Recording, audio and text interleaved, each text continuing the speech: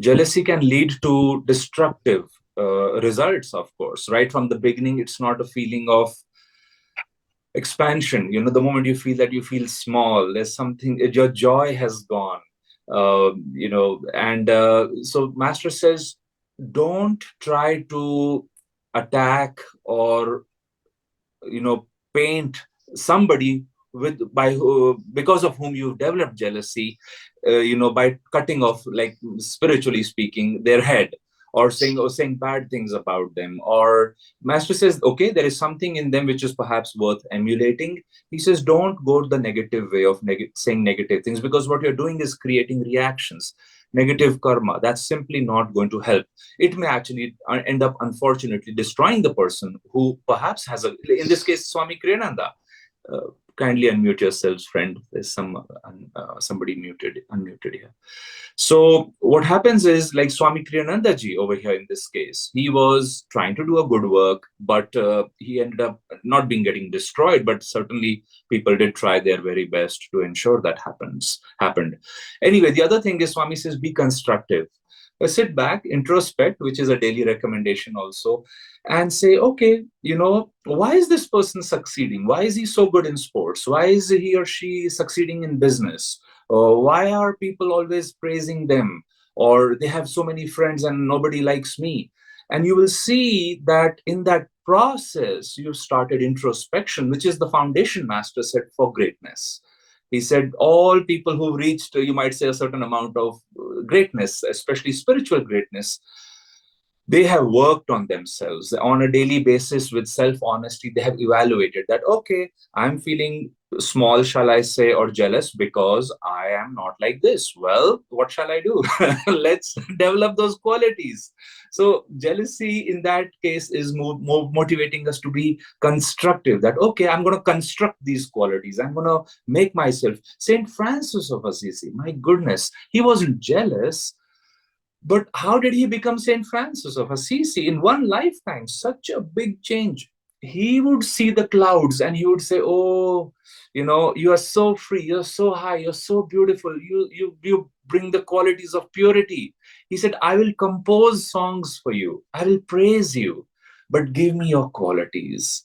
He would pray like that to a rock for steadfastness, to a tree, to flowers for beauty, to the birds for their freedom. And all those qualities, as he spoke to those things, and as he one by one learned, you may say, from nature, those qualities came inside him. So there was no question of jealousy. And so develop, Master says, move in that direction, develop those soul qualities, emulate other people. Master says, if you have the strength, go and talk to the person you're jealous with. Say, tell me. Master says, sometimes you meet a very successful person, go and shake their hand. I've done that a few times. Once I met Mr. India at a time when I used to do little gymming. I was gymming just for 5-6 months, but I was very enthusiastic about it. I was still in high school. And I went to a gym and I saw this magnetic person in this very, very big gym in Delhi at the Air Force Station. He was working out. When you see greatness, it's frankly, it can bring jealousy or it can bring humility. Well, my karma was that good. I mean, and there was nothing for me to be jealous of. I was working out for 4 months. He was working out for 20 years on one level. So I saw him, and like Master said, you see somebody who's great. Like he would see Sri Yukteswar, and he said, by the weight of his spiritual magnetism, my head would automatically bow each time. So I saw this gentleman. I didn't know who he is. And I was like, oh my God. It's like, I just went around him. I started clearing the weights around him and hoping he would notice me. And he looked up, he smiled. And I said, sir, wow, what a beautiful physique you have. And he said, yeah, bit by bit. Then he said, oh, and see, he was humble too. He said, oh, looks like you work out too. I said, yeah, like 4 months. So I said, after you finish, could you teach me something? He said, actually, I'm wrapping up. So I helped him wrap up, put the weights back, and we started walking. And because he was friendly, after a few minutes, I suggested this to him. I said, sir, I really think you should participate in the Mr. India competition. And he looked at me and he said, I won that 2 times. I was like, okay, yeah, nice, very good.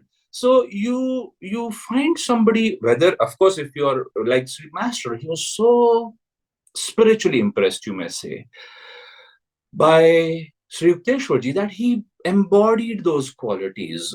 So, but again, if you don't like somebody, if it's evoking the wrong reaction, Master said, if you have the courage and strength, go and tell them that, hey, can you teach me how you do this? How do you sing like this? And all of that. Well, the other thing is, as we meditate, we are aspiring yogis, all of us, and we are trying to attain the state of yoga and oneness. Let me look at my watch here. Yeah, I have a few minutes. And over there, what happens is that we have to, it will not just automatically happen, this leap from where we are to infinity. Master says you have to affirm it. You have to feel you and God are one. You have to feel, not presumptively, but in an affirmation way. You're a child of God. Your body, you are in a body that is small, or for whatever size it is. All of us are small on one level compared to infinity. But you say, I am one with everything. Well, if you're one with everything, you are in that person you're feeling jealous with. You already have those qualities. So coming from that standpoint, you can start appreciating your higher self in that person. You can think of them as your own brother or sister or best friend who is excelling in this life in a quality or more. And that brings an expansion of consciousness. You're happy for them. Like Saint Paul, the great saint, he used to say, he said, it's easy to suffer with others, to be sorrowful about their sorrow. But he said it requires more refinement to rejoice in their success. Often, if the neighbor is successful, if they have a new car, well, no. See, Master used to walk into these huge buildings in New York and some hotel, and he would say, you can sometimes think of these places in a humble way, as if they were your house. The whole world is our house, and you say, I'm so happy the people are taking good care of it. That way, it's your house, but others are owning it. They're taking good care of it, and it's bringing joy to the owner. It has also in your mind. You became one with that building. You become one with creation. You become one with that cloud, like St. Francis was saying. You become one with that person who evoked jealousy by now emulating their qualities. Another thing over here, Master says, is develop soul qualities. Often, as we know, jealousy can be because of wealth, as I said, success outwardly, beauty. Sometimes people have, oh, so and so is so beautiful. People are of all color in this world, of all shapes and sizes in this world. Master says those who are a little bit on the surface, they look at those things, but those who are really spiritual, they look for soul qualities. It doesn't matter. Master was a little overweight. How does that matter? People say, oh, it's a dark complexion versus this complexion. Somebody is yellow, somebody is white. How does somebody is red? They say, how does it matter? Master said, develop that smile, which is a rare thing, that genuine soul smile, that smile which can just take away people's melancholy, take away people's sorrows, uplift people. Rich people may not have it, successful people don't have it. People who are proud of their qualities or beauty sometimes don't have it. If you can develop those qualities, and the list goes on, kindness, it is nice. Master Swami says another beautiful thing. He says, let's say your partner, or he doesn't go in detail, but Master does, but let's say somebody's ventured off. Master put it very sweetly. He says, if your partner is seeking the affection of others, Master says, just try to be loving, try to develop more kindness. If you tighten the noose of through jealousy, they will hide more. On the other hand, if you are loving, more kind, then Master says perhaps they'll open up about something. So you see, and in the end, if you are really jealous, like I discussed last time, it is self-love.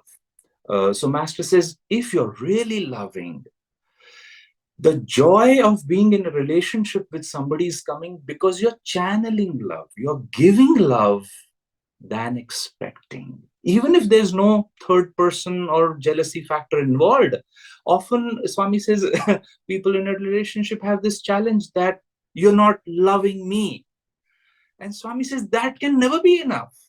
It's like Mahatma Gandhi said, the self with a small s and the self with a capital S. He says both are infinitely and involving.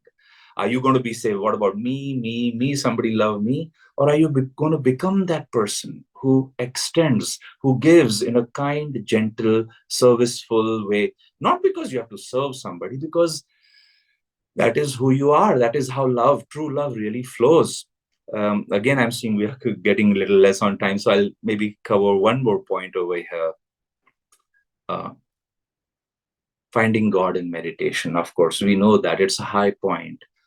Why do we seek somebody's love? Why do we feel if that love is directed towards somebody else? Why do we feel that jealousy? Well, Swami says your desire for friends, for a mate, is really the soul's desire to find God. We have not found Him, and in that journey, because we haven't found the final goal, we seek it in one thing or a person or another. In meditation, if you can feel God, love God, merge your consciousness, oh my, that's what happened in the Mahabharata. That's how all the 100 Kauravas were overcome. One by one, they simply lose their power to influence you. uh, Jealousy just doesn't even arise. If it arises, it has no chance to stand too long in front of you, because you are in God. You have found God. He who has God needs nothing, wants nothing. So keep these qualities in mind. Maybe, maybe we'll go into a third component for this topic. I'll close now to go into specifics, a little bit more specifics if I'm able to find some. But there are one or two other things I did want to read, but maybe for another time. Thank you, friends. Let's take a moment to see our world surrounded in the healing light of God, where His love, the way He loves us all equally, no matter a saint or a sinner, His love extends equally to everybody.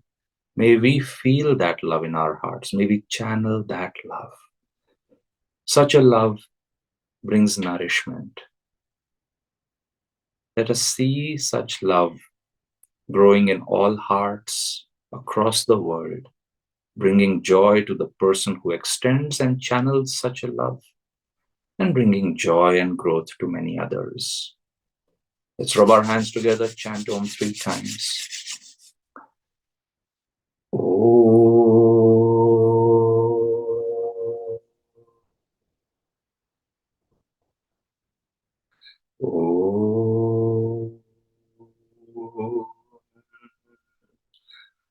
Om.